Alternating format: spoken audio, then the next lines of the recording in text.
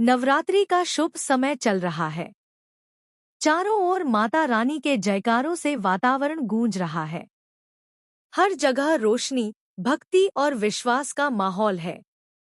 लेकिन इसी भक्ति और आस्था के बीच किसी के दिल में तूफान उठ रहा है।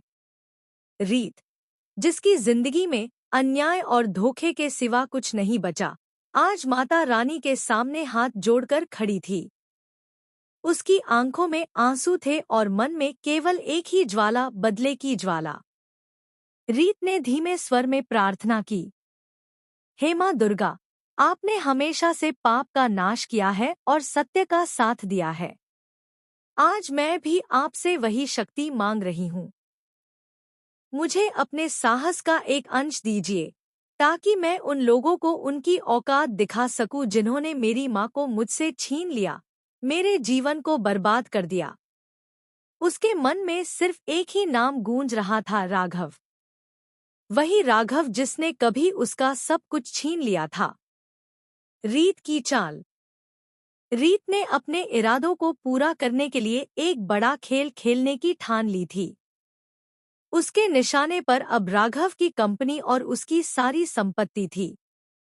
योजना बहुत सोच समझकर बनाई गई थी। उसने अपने मोहरे के रूप में वीरेन को चुना। वीरेन, जो रीत के इशारों पर नाचने को हमेशा तैयार रहता था। रीत ने वीरेन के सामने एक बेहद खूबसूरत लड़की को खड़ा कर दिया। वह लड़की सिर्फ सुंदर ही नहीं, बल्कि चतुर और चालाक भी थी। उसकी अदाओं में ऐसा जादू था कि कोई भी उसकी बातों में आसानी से फंस सकता था। जैसा रीत चाहती थी, वैसा ही हुआ। वीरेन उस लड़की के चक्कर में आ गया और बिना सोचे समझे उसने राघव के सारे शेयर उसी लड़की के हाथों बहुत कम दाम में बेच दिए।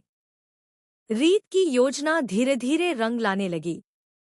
अब कंपनी के 48% शेयर उसके हाथ में आ चुके थे और जल्द ही बाकी सब भी उसके कब्जे में होंगे।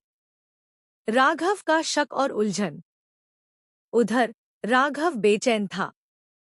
उसे खबर मिली कि उसकी कंपनी के लगभग आधे शेयर किसी ने खरीद लिए हैं। राघव ने सोचा, आखिर यह कौन है जो मेरी कंपनी पर कब्जा करने की कोशिश कर रहा है? और क्यों सिर्फ मेरे ही शेयर खरीदे जा रहे हैं? उसके दिमाग में कई शक उठने लगे।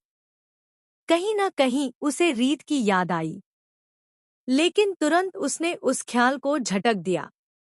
नहीं, रीत अब मेरी जिंदगी से बहुत दूर जा चुकी है।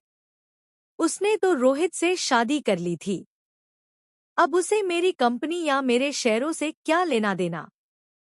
राघव को इस बात का अंदाजा तक नहीं था कि यही